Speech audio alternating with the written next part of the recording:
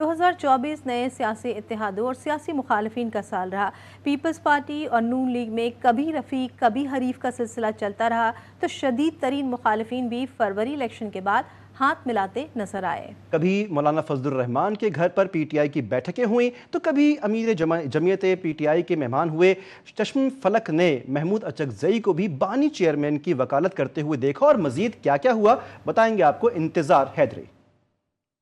سال 2024 جہاں عام انتخابات کا سال ٹھہرا، طویل نگران حکومت کا خاتمہ ہوا، وہیں 8 فروری کے الیکشن کے بعد سیاسی منظرنامے پر بھی بڑی تبدیلیاں رونما ہوئی۔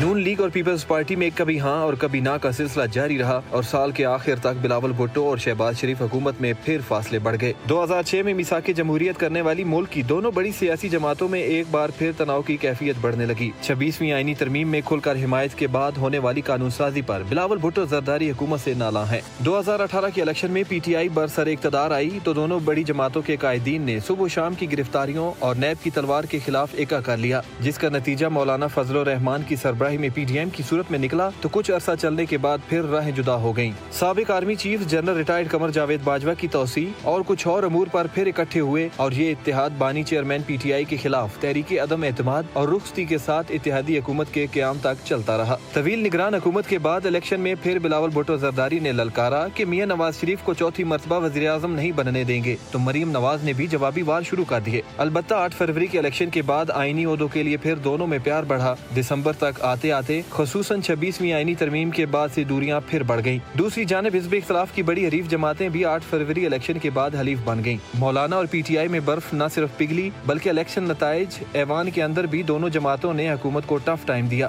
میاں نواز شریف، شہباز شریف، آصف علی زرداری اور بلاول کی کوششوں کے باوجود مولانا حکومتی جماعتوں کا حصہ تو نہ بنے، البتہ 26ویں آئینی ترمیم کے معاملے پر کچھ شرائط کے ساتھ ضرور جے یو آئی نے حکمران اتحاد کا ساتھ دیا۔ سیاسی مفاد کہیں یا کچھ اور، چشم فلک نے دیکھا کہ ماضی میں شدید تنقید کا شکار رہنے والے محمود اچکزئی نے بانی چیئرمین پی ٹی آئی کے لیے نہ صرف آواز بلند کی بلکہ دستور بحالی تحریک کی سربراہی کی دستار بھی ان کے سر پر سجائی گئی۔ پی ٹی آئی کی فائنل کال پر اپوزیشن جماعتوں نے زبانی جمع خرچ کے علاوہ ساتھ نہ دیا، جبکہ 2024 کے الیکشن میں آزاد امیدواروں کے ساتھ ابھرنے والی تحریک انصاف کو 2024 کے آخر تک اندرونی اختلافات کا بھی سامنا ہے۔ انتظار حیدری، جی ٹی وی نیوز، اسلام آباد۔